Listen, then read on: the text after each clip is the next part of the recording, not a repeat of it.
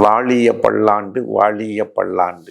June 4 பிறந்த நாள் காணும் தம்பி அண்ணாமலை அவர்கள் பல்லாண்டு பல்லாண்டு பல்லாயிரத்து நூறாண்டு வாழ எல்லாமுள்ள இறைசக்தியை வேண்டுகின்றேன்.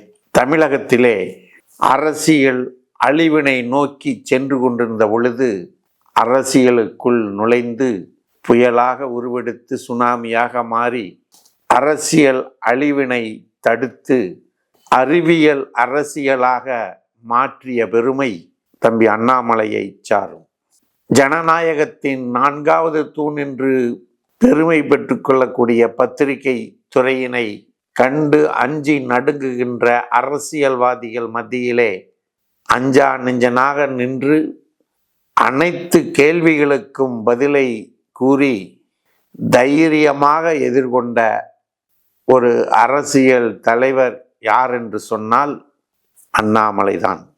அண்ணாமலை பத்திரிகை செய்தி கொடுக்காத நாள் அன்றைக்கு பத்திரிகை துறையிலே ஒரு வெற்றிடமான நாளாக மக்கள் கருதுகின்ற நிலை ஏற்பட்டது என்று சொன்னால் அது மிகையாகாது.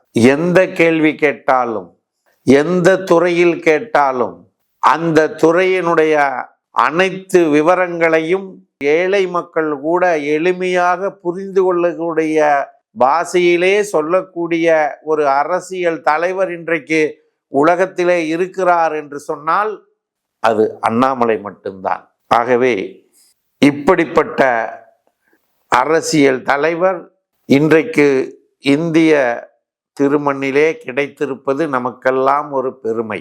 அவருடைய தேசிய பணி நேதாஜி சுபாஷ் சந்திர போஸ் போல, பசும்பொன் முத்துராமலிங்க தேவர் போல, கர்ம வீரர் காமராஜர் போல, நமது பாரத பிரதமர் நரேந்திர மோடிஜி போல இந்த மண்ணிற்கு வீரமும் தீரமும் செலுத்தக்கூடிய தலைவராக உருவெடுக்க வேண்டும் என்று இறைவனை பிரார்த்தித்து வாழ்த்தி விடைபெறுகிறோம்.